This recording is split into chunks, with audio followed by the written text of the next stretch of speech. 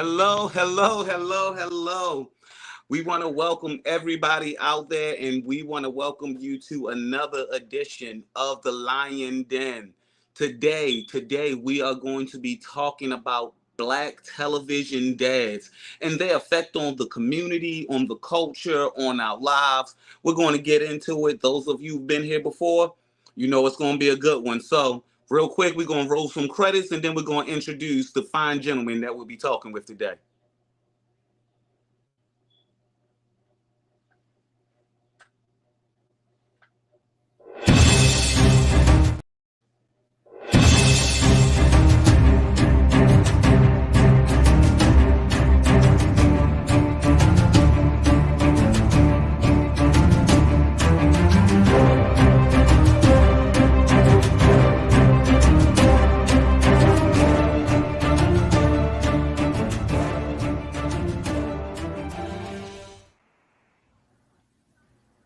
Hello, hello. Welcome back. Welcome back. We just had our opening credits. I didn't mention this earlier, but I am Alonzo Chapman. I'm going to be your host today on the Lion's Den. And really quickly, we're going to have the rest of the gentlemen come on in and join us so we can get started with today's conversation. So, today we have Mr. James with us. We have Mark, who appears to be working on his camera over there. And of course, we have my Mr. Chapman for today.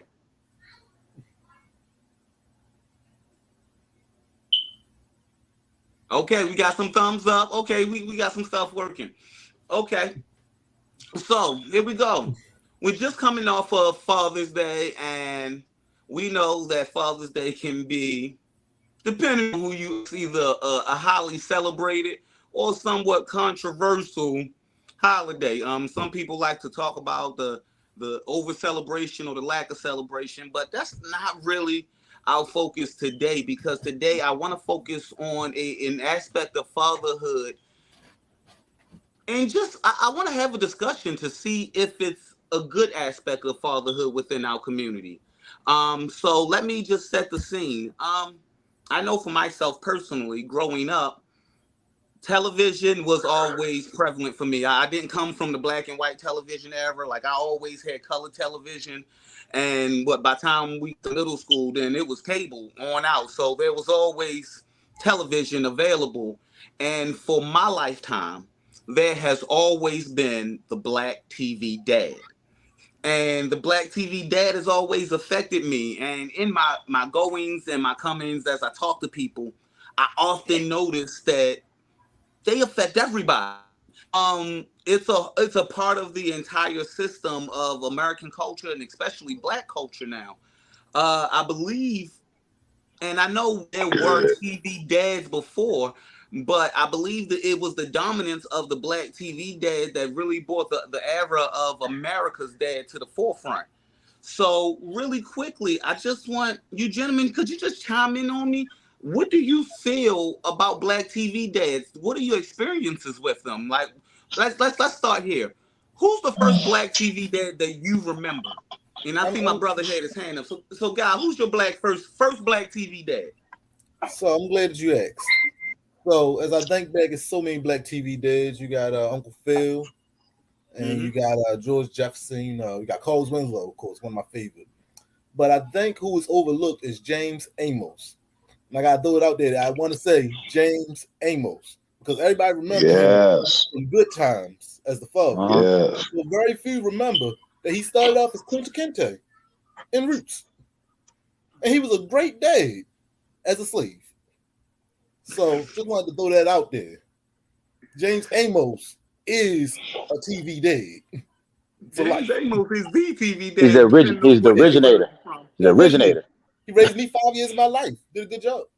The originator. You know what? I'm gonna challenge that statement, but I'm gonna let everybody chime in. James, who's your first black TV dad? It has to be William Henry Cosby Jr. That's who it has to be. Bill Cosby. When the Cosby Show came on, it was definitely the perseverance and the actual just his presence, and even how he came into the room when the kids were talking, and he just affected the room and everything like that. I mean, Bill Cosby for me, and I mean, like, like I said, success. You know what I'm saying? Black love, everything. The kids were well mannered. Everything. I mean, gotta be Bill. Okay, Bishop, chime in. Who's your first black TV dad? Well, I think it's John Amos, and John Amos actually was TV dad on Good Times before Roots. What? Roots, yeah, Yeah, Roots Roots was after. didn't. Yeah, Roots was after Yeah, Good Times. Yep. yeah. We knew Now forget it, James. brother. He wasn't born yet. Yeah, We it's knew okay. It's John okay. Amos as James Evans, and he was definitely a TV dad. George Jefferson was a TV dad. Bill Hmm. Cosby. Bill Cosby was a TV dad, but not from the Huxtables TV show, but from the cartoon on Saturday morning. Fat Albert. Hey, hey, Yep. hey. And That's true. so yeah, That's we true. used to get up. We used to get. I had overslept on Saturdays if I heard the introduction to the Fat Albert. And Bill Do Cosby's do do do famous do. line was, "Yeah, that's it." And his famous line was, "Come on in and stick around, and if you're not careful, you might learn something." So yeah, we Facts. enjoyed him. I think he was the most balanced, and his fatherhood was very subliminal on the Fat Albert show. But his fatherhood uh, is bold and strong because he was the writer and creator of his show, and so he was able to really highlight things that were pertinent to good rearing of children Mhm. Uh-huh. back in those Agreed. days. I Agreed. hate. I still today hate Good Times. I hate Good Times. For a number of I reasons. hate For a good. number of reasons. I Yes, because um, media is very powerful, and John and James Evans, God bless him. He he. I'm sorry about that. James Evans. He was a hardworking man. He was proud. He had dignity. He loved his family. He was a good man, but he couldn't get a break in a big city. Most of all he could afford to do was the car wash. And I Car wash. just That's felt the same that to be word. a And side big hustles. And side hustles. Yep. misrepresentation. Before And he I got laid think off. the writers did due diligence to hypnotize us to believe that temporary layoff was good times. Easy Mm-hmm. credit Credit ripoffs was rip good offs the good times. time. And I Scratching thought it and was a surviving. misrepresentation and a manipulation. I felt like people were taking our story and telling it for what they wanted it to be. I think the black man is actually a brilliant dude when he's in his fatherhood role, um, and there's a lot to be gleaned and a lot for us to really extract and a lot of power in that. But I think it was really bastardized for the sake of, Definitely. and we all bought into dynamite. Uh-huh. That was cool, but there was more to the show. In retrospect, as an adult, I hate that show. Okay, so let me well, if let me just rebuttal because I want to just give an opposing view because I'm not a natural good time person. I'm a rerun on Good Times generation. So for me, Good Times is kind of like looking into a time. Like some of the issues they had on Good Times never made sense to me because I wasn't from that era. So in my experiences, and you all can speak to this, I always saw when I think of early black TV dads, I always look at it as a parallel between what we aspire to be with Bill and his family. Uh-huh. Because if we honest, Bill had a brownstone, a giant brownstone, and Bill had a $5 million house back in that New York. Like Bill's house was crazy, He had but his whole office Bill was downstairs. he was a successful professional, and his wife was a lawyer. So, Uh-huh. needless to say, they could afford it. But Bill was, for that generation, a crazy level of success. And then we had, for my experiences, we had James would appear to be more resonant to black people living back then. This is not experiencing watching the reruns in the 90s. How do you gentlemen feel about that parallel? Because it seems like, and don't get me wrong, I feel like we need Bill, because I think we need the Huxtables, because the Huxtables are the dream. If I'm honest with myself, I believe Huxtables are the reason black women dominate higher education and master's doctorate in 2023, because the Huxtables have been in our culture that we go to reaching for that level of excellence. But how do you feel about that parallel? Because to me, always read as the aspiration versus the reality. Yeah, true. I think media has it has a mission always, and it all depends on who is writing the script and who's in creative control. What message is sent out, is broadcast, if you will. And I think the Huxtables was our answer to stuff like to stuff like Good Times and James Evans. Not taking anything away from the character, but certainly from the message that's being portrayed. It's not all grit and grime and two steps forward and 10 steps back. You could always count on poor James always had a struggle making ends meet, and by the time he got real opportunity, he had to leave his family for the opportunity and go far away somewhere. Then next thing you know, poor James is dead. Right. Then, so I think, the Huxtables was Bill Cosby's answer to, these old themes that were played out, that there are some super achievers. And I think the black man, period, regardless of his economic status and where he lives, if he's a good man like James, it is certainly to be celebrated and appreciated, but we need to, the thing that I thought about is that we should always be telling our own story. That's the real deal. We should be telling our own story. And that hasn't always been the case through the years, but we have made it. In the point that you make up, and in the structure in which you gave that point, it leads to the reality of the show Good Times offset, because the point that you make is a point that James Amos often makes. James Amos was very frustrated, and he's been very vocal in several interviews about his portrayal of James Evans and how it's okay to struggle, but can James ever win? And then he also, because if we go, and this is a little away from TV Dad, James Amos was a prominent black actor right then, as we stated earlier. He had just did Roots, which was a culture-shattering national event. And he was still not given his respect monetarily. Based on truth, if you will.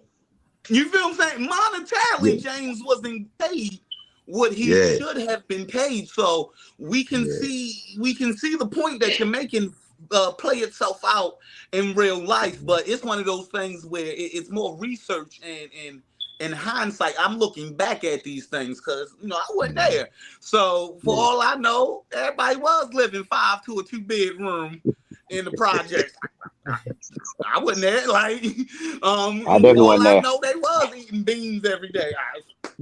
I had some rough days with beans. I imagine it was rougher in the past. Oh, there definitely was all struggle. It wasn't all struggle. Exactly. There was some success. Yeah.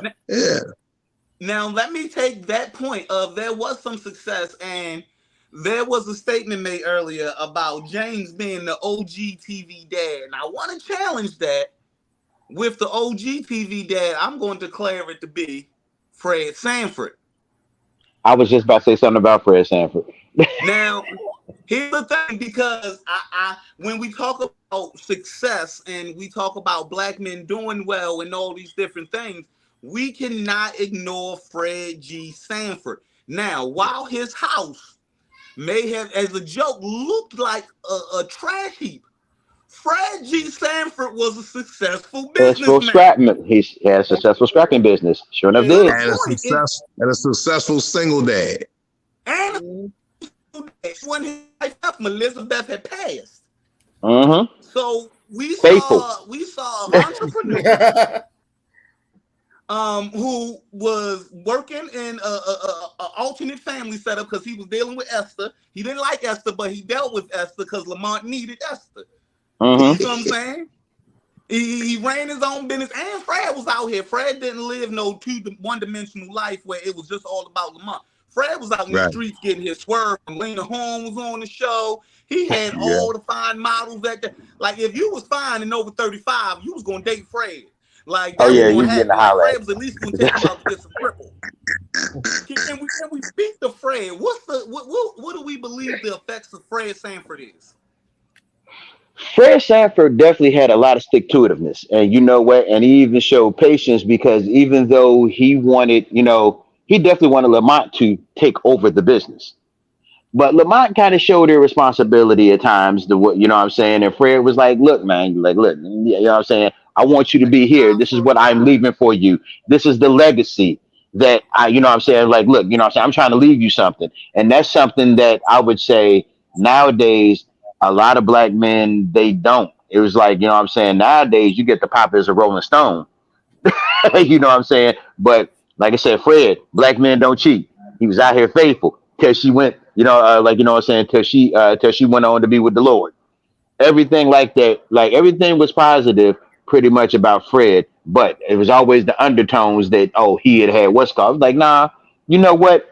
People that got money don't sit up there and do a whole lot. See, that's what I tell people too. Also, a lot of people like to sit up there and kind of have a thing to where as though, well, he didn't look like this, he didn't look like that. See, one thing that I really started to notice is that billionaires look at Bill Gates. Billionaires don't look like billionaires. That's Right. conspicuous consumption. You know what I'm saying? That's to lead you to believe that I have all this and everything like that. But Fred Sanford had it together. You ain't never seen his lights off. You ain't never seen him without. You know what I'm saying? He had his one little suit that he liked to wear, his little gray suit. And you know what I'm Mm-hmm. saying? But you know what? He was always a constant in Lamont's life. Even when Lamont didn't want it, but he needed it. Pull That's up my take. him and Grady. Yeah, that's awesome. Oh, Uncle Grady. Yeah, also great. Well, Yeah. I think that Fred is also truly prolific because Fred actually shows the amount of growth and success. Yep. Those of you know me know I tend to talks about stuff, so I get in and I'm gonna watch it all. So I've seen every episode of Sanford and Son. Streaming services not helped me. I thought at the beginning watch the end. I don't know if you guys are aware, but the last couple seasons of Sanford and Son, they actually switched over and Fred opened up a hotel. Fred rolled Yep. the whole scrap metal business into a hotel. So Hotel. Fred had two businesses at the end of it, and Fred was able to go off to the country and retire because both his businesses were doing well enough for him to Yeah. ride off into the sunset. So that's like a early, you feel what I'm saying? That's like an early revolutionary take on this situation because we weren't seen in that light. But then I think that Facts. speaks magnitude to the effect of the man, like we talked about James Amos. It speaks to the magnitude of the man, Red Fox. Because Red Fox, if we give him his just due, Red Fox is an innovator before Richard Pryor. No Red Fox, no Richard Pryor. All Because Facts. day.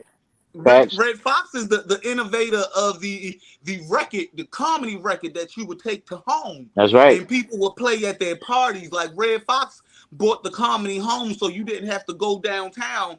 Where back in these days, depending on the town, you could get your head busted on the way back home. So you go somewhere safe. You put on a Yep. Red Fox, you would know all Yep. your friends can be okay. But then Red also had these same beefs with Las Vegas, getting his money and everything for his shows. So we Mm-hmm. kind of see a similarity in the creativity and reality mirroring itself. Yeah, Yep. And he was definitely. also the blueprint to Eddie Murphy too, and that's the reason why you always seen Eddie Murphy with Red Fox. He always paid homage to Red Fox. Oh, absolutely. Red was the man. Yeah. Like Only person I wish had been alive long enough to see him break would have been Mom's Mabley, but that's not the Oh, conversation we Mom's had Mabley. today. Oh, Mom, that's the OG, but we'll Yeah, deal she with that OG. on a different day. Let's shift it a bit forward, and I want to bring my brother in a little bit because as we talk about the old school, let's call them the first generation dads, and we Right. move forward, and just as an honorable mention, we cannot leave out George Jefferson. Right. Let's Mm-hmm. not leave out George, who was awkwardly enough a spinoff from a very racist white man, and Yes, he yes. went and got his apartment on the east side, and he had his Got my No. dry penthouse. cleaning Got my business. penthouse, exactly. You know what I mean? But then, and let's just for a quick second, if we could give reaction to that. A lot of my friends in, let's call it, the woke millennial community has criticized George Jefferson because once Yeah. George Jefferson got successful, instead of him maintaining his status in his community, he left and went to live with the white people. What is your reaction to that? Oh, God, you go Because first on each that and one. every one of them honky. He did not lose his identity by making that move. He simply made a move that was smart for him and his family to be successful, but he never allowed it to change himself. I applaud him. Facts. I wish I had the heart to go out and call every white person I see honky, but it is not allowed in this day and time. But you know what? Something else, though, right? Something else like that a lot of people didn't forget, right? Because in the episode where a lot of people say that he didn't do this, that, and the other, there was an episode where he would go back to the hood and he would leave Christmas gifts for the people that was in that used to live in the apartment that he came up in. You know what I'm saying? No Right. matter who lived there, he always delivered Christmas gifts. And you know what I'm saying? He didn't let Weezy know that he was doing it. She had to go find out. She had to go find out. It And, was like, yeah, and like, you know what I'm saying? That's when Florence told him, like, yeah, he starts scratching his ear. That's when he be lying. You know what I'm saying? So next thing you and he know, created opportunity. He had created exactly, opportunity. exactly, And exactly. So he paid it forward. He paid it forward to anybody that came to that apartment. He sat up there, what's called? He sat up there and he always dropped Christmas gifts every year. See, that's what I'm talking about. So when they talk about some, oh, he left, oh, he never left. They say he left physically, but his work never left. Mm-hmm. Got you. And matter of fact, what y'all he had several dry cleaning locations, and some were the still whole located thing. in the hood. Yes, Yeah, the sir. whole thing. I want to Yeah. point out, from my recollection, I haven't seen every episode, but all his employees were black. Facts. Just saying. Facts. Exactly. So he Yeah. definitely was still a pivotal part in the community. Oh yeah. Yeah. Oh yeah. Like he definitely left his footprint there. Definitely. Mm-hmm. Well, Outspoken, right, is a common thread with all three of the Mm-hmm. characters that we Oh, discussed. definitely outspoken. Definitely. Yeah, yeah. But what do you guys think about Keith David, the bishop, on the more modern show Greenleaf? He was bishop and father. He had a lot going on. I haven't seen Greenleaf. I'm sorry. He had a lot going on. I'm about to say he had a lot going on. But now I'm sorry, go ahead. No, I didn't say anything. No, but now there was a couple of honorable mentions that I was thinking about too. So Damon Wayans, oh yeah. as far as his show, and a lot of people don't remember Robert Townsend, The Parenthood. Mm-hmm. I was thinking about that earlier. Yeah, you know what I'm saying. So you know what I'm saying. It was always the thing that both of them sat up there and they did what they did. Successful businessmen sat up there and you know what I'm saying, made sure that they raised their children properly. Their children were manable, and you know what I'm saying. They always kind of went out in the end because, well, I mean, with Junior, he was just doing whatever on the Damon Wayans show, But him, matter of fact, D.L. Hughley show too. He had, you know what I'm saying. He had a show. You know what I'm saying. Yeah. I mean, like, look, I'm like, you know what I'm saying. Like I said, I see your thing, Bernie Mac. Like, look, you may not like his approach, but Bernie Mac definitely, yeah. I mean, like, look, he took on kids that wasn't even his, to take on the whole, you know what I'm saying, patriarchal figure in their lives. Yeah. So, I mean, like, look, when they say black men don't step up, black men step up.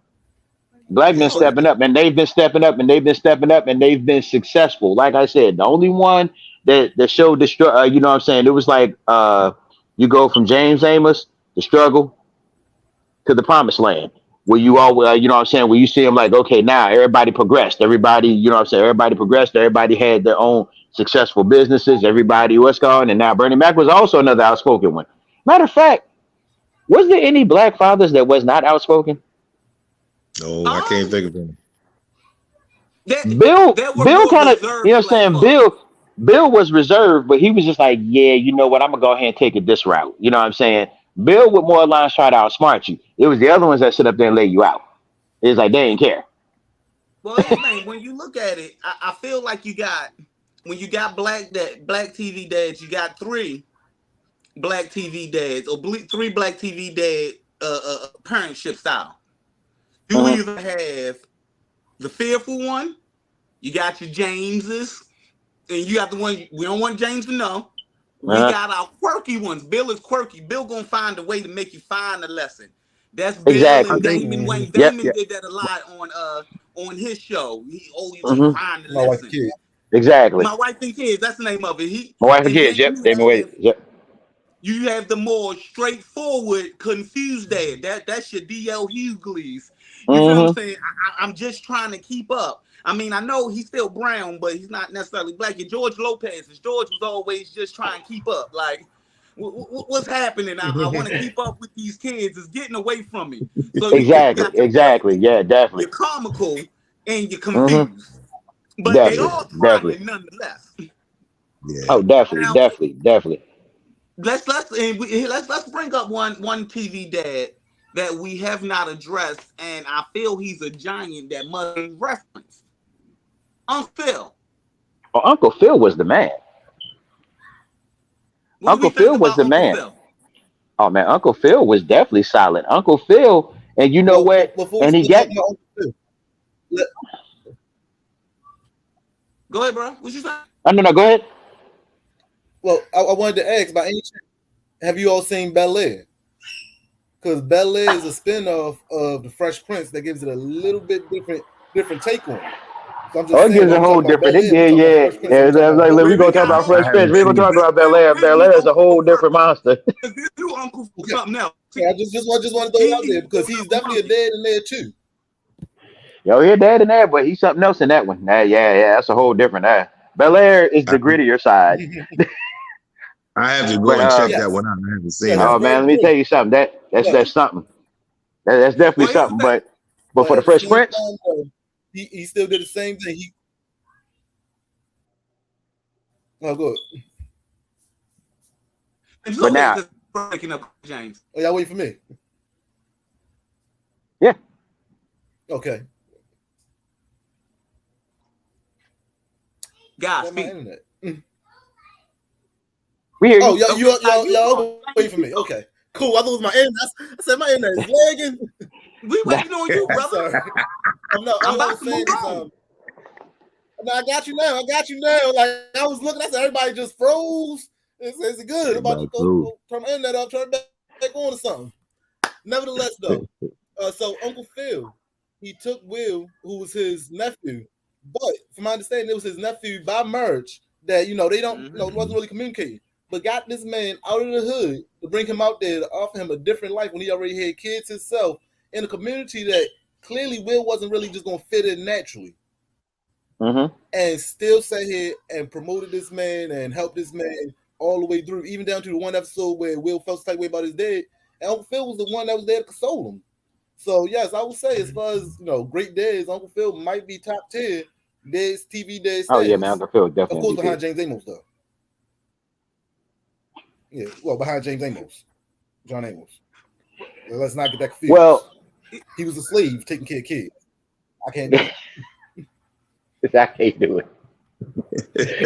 I would Just say saying you that's have a one. circumstance. I Yeah. would say you have a 1A, a 1B, and a 1C. So you know what I'm saying? Because look, because I felt like that. Even even with Carl Winslow. Carl Winslow was the man too. You know what I'm saying? Look, as quiet as it's kept, he was a dad to Steve because Steve's parents was just always off doing whatever. You know what I'm saying? I Mm-hmm. mean, like, you know what I'm saying? But he was a dad to Steve. Even though he got on his nerves, he would never ever Mhm. banish him from the house because he know for a fact Steve needed that. You know what I'm saying? So I mean, like, look, as much as Steve sat up there and was annoying and was Mhm. just whatever, you know what I'm saying? Hey, you know what? He's still allowed to come in. I mean, that kid just be barging in. You know what I'm saying? So it just lets you know the kind of relationship that he had with you know what I'm saying, with Carl, that he could actually do that. Mhm. And I mean like look, to the point that they was on first name basis. So you know what I'm saying? So it's just you know what I'm saying? So it just let you know that Carl played a big role in Steve's life, even though he wasn't his parent. Yeah. Oh, And even though and if I even could just though add to that, mhm, Carl is to me is a specific class because Carl was because of his occupation. Everyone else was either an entrepreneur or they worked for someone. Carl was actively in law law enforcement. enforcement. And the truth about Carl Winslow to me, because the show was 90% goofy. Let's be honest. The show was slapstick. Hmm. That's what it was for. It was to make you chuckle and have a good time for about 23 minutes. But Paul Winslow, in his position, dealt with police brutality, Yeah. Racism. Mhm. racism with cops, Yep. Hmm. racisms in the police Mhm. department, Hmm. being overlooked for work that you have done, Yeah. um, Mhm. dealing with a realistic budget. Because watch this, Carl and Harriet were not destitute; Rich. they weren't broke. But Carl and Harriet didn't just have it like that.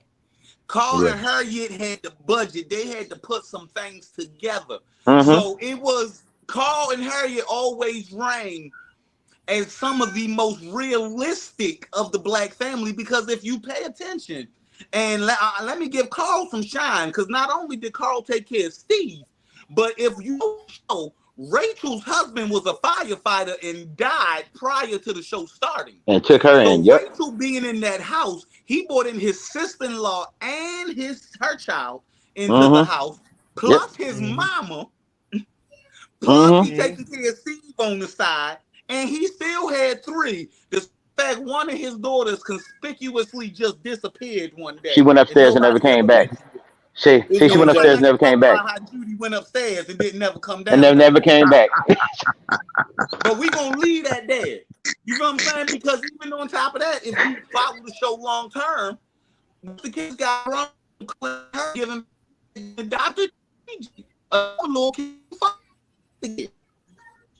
So Carl gets a lot of respect from me on this topic. Go ahead, chime in, brother. Well, no, I just wanted to ask a Guy, question, and this is, I what's guess, your question? a philosophical question. Anyway, did Cole still continue to take care of her, even though we never seen her on that show no more?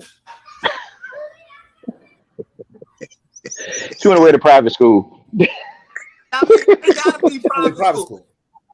I mean, what? Okay. Let's be I mean, factual, I was brother. just asking. I was Carl just was a saying she police was officer. never there Ain't no like he could more. hide his salary from the state. Gonna hit him child support. Like Carl ain't Okay. not.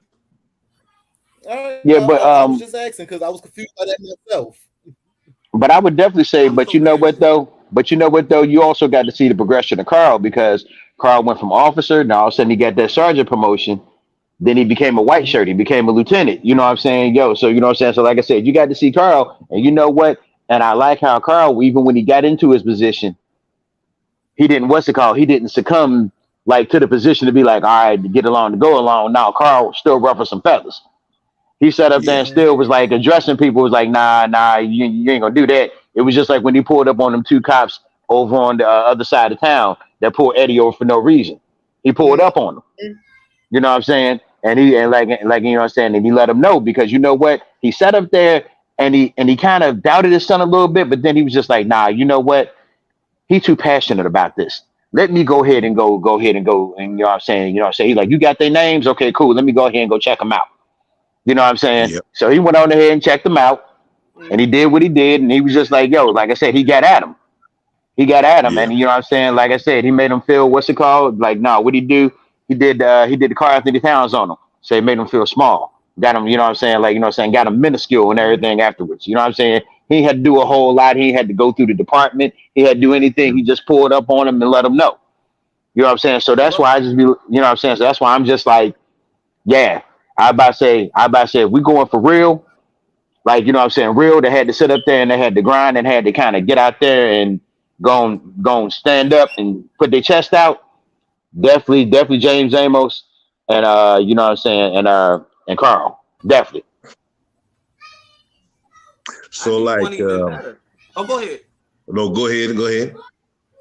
I'm about to be like the famous quote from that episode he was referencing is when he finished with the cops. He looked him in the face and said, "I don't know how you keep your badge on, because it's attached to slime." Slime. Sure enough did, yep. All right, go ahead, Bishop. I just want to throw that in there. Go ahead, Bishop. Go on. Well, I was just going to say that, you know, we're talking about TV dads and everything, and we're talking about projected images. We're talking about industry impact and whatnot. But I think because we're talking about TV dads, we have to examine how we've been impacted by the imagery ourselves. We're all Black men, potentially dads, and we, you know, even if you don't have biological kids, you playing dad to somebody, because a big brother is a dad's stead, an uncle is a dad's stead, an older cousin is a dad's stead. So, you know, a good question is, I'm just curious from with you know with my panel members and the host. I guess I'm usurping and kind of driving us in a way, because I'm just curious to know what has been the impact, because when I look at James, I see the need to be strong, the need to be a protector and a provider, no matter what. I see a need to be a husband and a strong figure, and I see, you know, the need to speak out and to be there at critical times. You know, with James, with Jefferson, the same thing. You know, whether you high or low, those are the consistent. They took a couple inches of height from Jefferson because he was a short fella, but he had a lot of attitude and had the heart of a lion. Heart of a lion. Because he's gonna speak his mind to anybody, and then of course Fred Sanford, he had shellac and polish, and he was right there in the middle, but he definitely had a lot of spirit when it pertained to being a father. He was always in Lamont's business. He was trying to control all of Lamont's relationships. And he had definitely built what he called an empire. Surely he did. That was an empire. So he was given to, and he was sensitive to, you know, legacy, and at the same time, he was very sensitive to family ties, because old ugly that's still coming in. Old ugly that's still coming. So you know, you get this kind of from a mix, and from a mix of characters. You kind of glean, and then from your own life experiences as well, you kind of glean and mix this, and you come up with your ideal philosophy of what fatherhood is, what it should be, and whatnot. And I thought about a more contemporary or more recent character as well, who in my mind was very profound, and that was Curtis Payne. Uncle Curtis, yeah. Well, I knew you was going there. I had the feeling. He was hilarious. And But he meant what he said. Yeah, but the funny part was, and I don't know if you guys caught it from the beginning, how he went from being uncle to dad. I'm a dad to being uncle. You see, with with the other guy, what his name was, Alan Payne, with his Uh-huh. character. So, but definitely he was in the house, and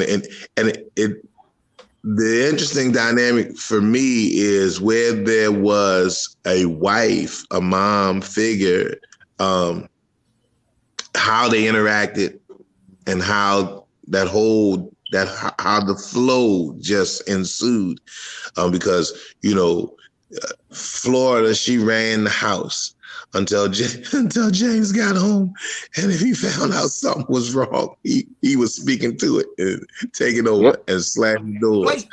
Uh, um, Jefferson, he showed us a more cosmopolitan side because his son came home with Jenny. Uh-huh. His son came home with Jenny, and then you see Fred Sanford. He had no wife. He had no wife at all, but he was always referring to her. So she had her impact. And then you have Curtis, and you have all these other guys. You have Uncle Phil, and you have all the other guys that we previously mentioned. So what is you guys' take on that, and what kind of fatherhood ideal have you gleaned from these TV dads? I mean, because we've talked about them quite expository fashion, but we haven't really kind of established what we think. And I think it's ideal. I think it's And their overall effects. I think it's important that we put out there what we think a good black dad should be in this day and time, or what our idea of a good black dad is or should be. You know what I mean? Yeah. Well, if I could jump in, Bishop, I won't thank you, because it was like you looking at my time schedule. Because on my time schedule, my next question was to shift back to our topic and get the effects of it all. So you see, you in tune with the spirit this morning. I'm in tune. I'm prophetic. That's my prophetic.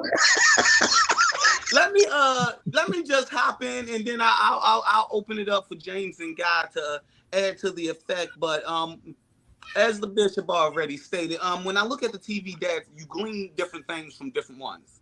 I know me personally, when I look at people like, say, Carl Winslow shows me how to function with grace when you're not being fully acknowledged. He worked for years with the lieutenant, and he took credit for his work. But Carl never slacked on his work, but he never truly just let the lieutenant get away with it. He always kind of let him know, I'm aware. I don't have to be that guy, but I'm aware. So I always got that from Carl on how to just be able to manage yourself professionally. Of course, it's about Bill, and a lot of people get to give you the infusion of black excellence. Bill Cosby is my education in college, because it's what black people can do to be excellent. We're not going to be down here this way. This is normal. So watching Bill Cosby, and then my people went to Brooklyn City, college, that whole effect over there. So when we came in, you either gonna be excellent or you get out. Like, that was more or less the thing when I was at City. So that kind of had me already in that mindset, because I grew up with Bill. It was understandable. Like, Bill taught me the importance of jazz music. He taught me the importance of legends. Like, there were people I saw on Bill Cosby, and I never would have known who they were had Bill not ever. They had not been uncle or was on tour with Dad's dad. Like, it was Bill's family knew everybody famous. They knew Stevie Wonder. Everybody came. Lena Horne, everything. Yep. Lena Horne. Everybody knew Bill some kind of way. So, like, that gave me that infusion of black excellence. And then if I'm going to throw in one more, and we haven't even mentioned it, we can't forget Julius from Everybody Hates Chris. Julius was definitely, yeah. That regardless of what's going on, you can take your family. Julius would sleep but 32 minutes. But he back up in the back at it. Yes, sir. Was quiet for 32 minutes, because he was going to throw them newspapers. Then he was going to go down to the factory. Then he was going to drive a taxi cab, because he was going to take care of Rochelle, because he loved Rochelle. And Yeah. Rochelle go tell the whole hood, my man got 2 jobs. I ain't got to take this. I ain't got I to. don't need this. Exactly. Wait, Julius gave a manhood lesson just in that because Julius made Rochelle so secure that Rochelle didn't feel like she needed to take nobody off nothing. Julius owned his own brownstone in Bed-Stuy. He owned it because he rented upstairs. Yeah. Julius was a landowner, so like, and Julius didn't make Julius As quiet as it's kept. Then he wasn't. He didn't have a tree business. Julius was just good, hard work, common sense, and budgeting, consistency. Julius was consistent. The whole show never changed. So that's just me pulling out a couple and what I pulled from him. God, James, y'all want to chime in? No, you can go first, James. Okay. All right. So now, definitely Julius, Carl, George Jefferson, John Amos, and definitely Uncle Phil. All 5 of those definitely taught me. I mean, like, look, I feel like you put those together, you got Voltron. That's the way I feel. So you know what I'm saying. So it was just like you had just the intuitiveness. You had like you know what I'm saying. You had the one, like I say, where Bill was more conservative. Like, you know what, I don't have to go this route to what's it called to do this. Tell you what, I'm gonna play the game this way. So, you know, they were always the ones that like, look, like, you know what I'm saying? You, like I said, James is going to say it. Fred was going, I mean, well, James is going to say it. George was going to say it.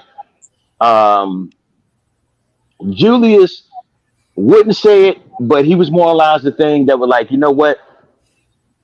I'm going to take care of it. So, you know what I'm saying? So all those, I'll be like, you know what I'm saying? But real talk, all those dads had the thing of that I'm going to take care of it.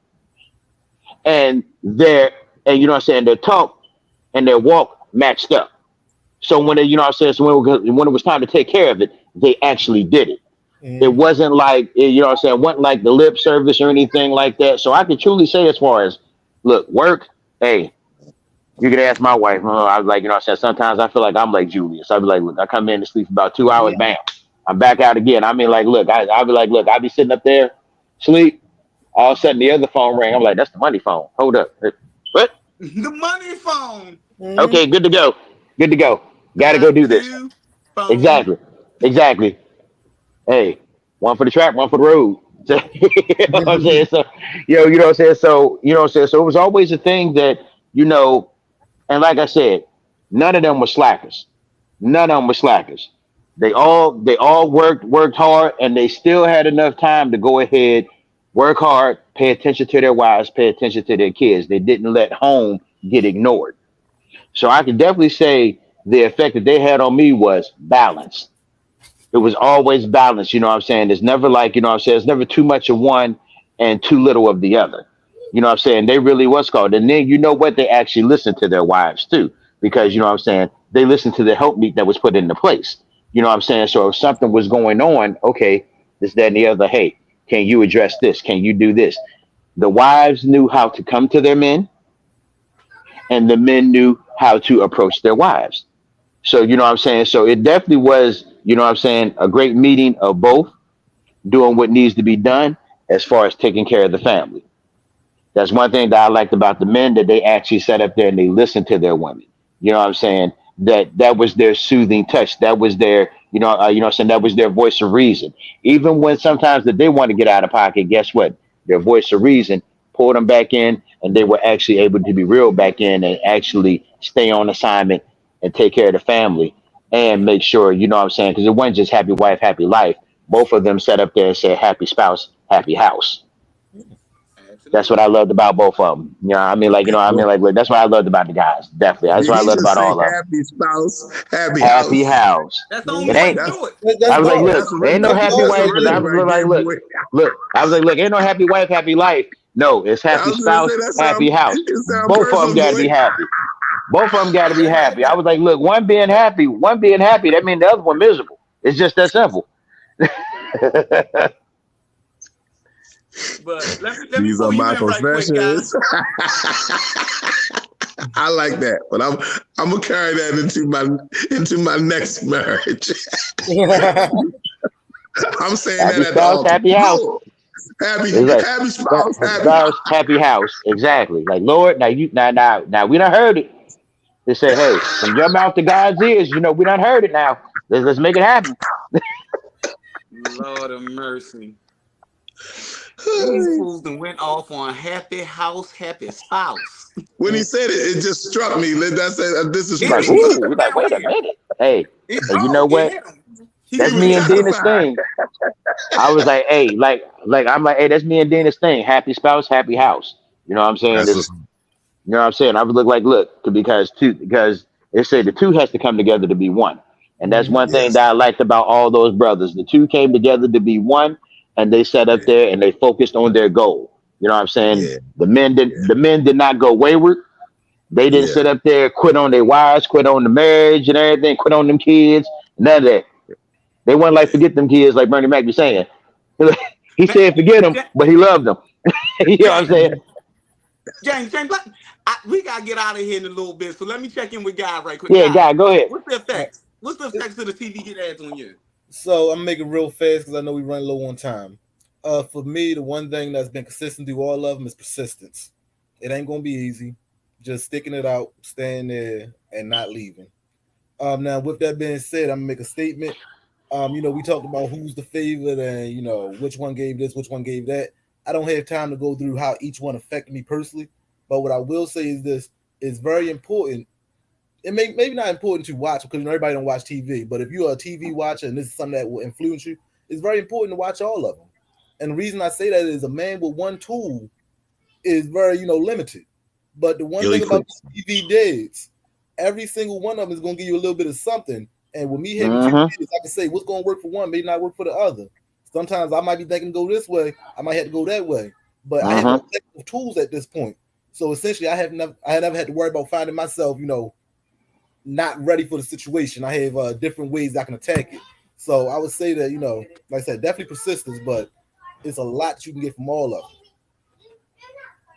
Well, exactly. Don't be like the millennials say, don't be out here lacking. Mm-hmm. Lord, not don't be out here lacking. Don't be out here lacking. Lacking might be below us. I'm a millennial. What is that? Gen Y? What are they called? That might be below us. No, I'm about to say Gen Y millennials are kind of like the same thing. You know what I'm saying? Gen Y millennials like same thing. No, see, Gen X is different. But I'm about to say Gen X is stay ready, so you ain't got to get ready. Know what I'm saying? That's you know what I'm saying. That's us. Y'all holding up. But, I'm a Generation X. Yeah, I'm Gen X too. So I am a proud millennial. But guys, check this out. We are coming up on the end of our time. Before we end, I just wanted to just hit one last quick thing, and this was really the inspiration for today's conversation. We have my sister Lydia doing a producing thing, but if we could have her put up the painting that I had sent her, because I saw this piece of artwork, and this is dope. If you look at the one on the right, the artist in this painting, you can see him in the first picture as a baby, and he's with Bill and James, and then as a young kid, he's with Carl Winslow. Oh, that's dope. When he graduates high school, Uncle Phil. And then he's with Damon and Julius. He has Julius and Damon Wayans. So I thought that was interesting. That's dope. Me, I think it's kind of like his personal Mount Rushmore, and I think it really speaks to the void that these characters can fill symbolically for us, especially those of us. Like, I did not grow up in the house with my dad specifically, so this painting really spoke to me. But as we right out here, I do want everybody.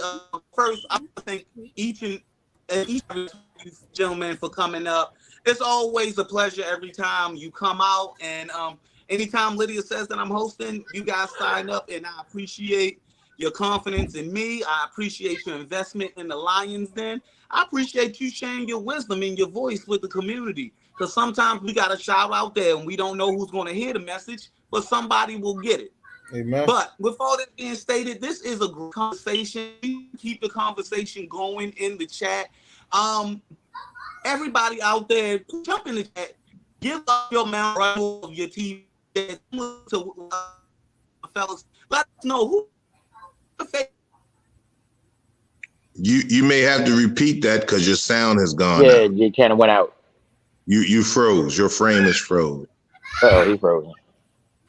I did it, yo. I stopped. Watch this. Bam. Didn't work. Oh, No, damn, that- it worked. It worked. See, It worked. the tools. I told y'all It about worked. the tools. Told y'all about the tools. I was just talking. What's the last thing y'all heard? Nothing. You just start from the Yeah, beginning. yeah, exactly. You kind of just froze. So you may have to repeat your probably your last 30 seconds. Your last 30 seconds, probably. All right, so let me wrap this up quick. I think that picture is profound. Yeah, it tells the effect of what these symbolic characters can mean to us. But before we move and get out of here, because time is now very tight, thanks to that brief technical difficulty, I want to thank all the gentlemen for joining us here today. Can y'all still hear me? Okay. Yep, Yes. I still want to can hear thank you. all the gentlemen for joining me here today. You guys always show up. We always have an awesome conversation. I want to encourage everybody at home. Please, let's keep this conversation going. In the chat, please put your Mount Rushmore of Black TV dads. Who are your 4 favorite Black TV dads? It don't have to be the same as us. Let's keep it going. Please, let's support the Lion Den. Let's support the Lioness Den. Let's support HDK Productions because they're bringing the awesome content. And please, let's remember that we have the Life Happens that's coming up. We have an entire television show that's going to be taking place. HGK is doing a lot. Oh, that's me in the picture right behind That my was me. sister. HGK Yeah, that was has a nice. Hey, lot I was on going there. I was like, on. hey. Go to the page, please. Yeah, Get yeah. this information, view this content. There are things for the ladies, there are things for the children, there are things for everybody. Once again, I am Alonzo Chapman. I have Bishop Mark with us. We got Mr. James and Mr. Guy. This has been the Lioness Den. We are Black men. We are Black dads. We appreciate you listening to us, and we will see you next time. God bless you all, and we'll catch you next month.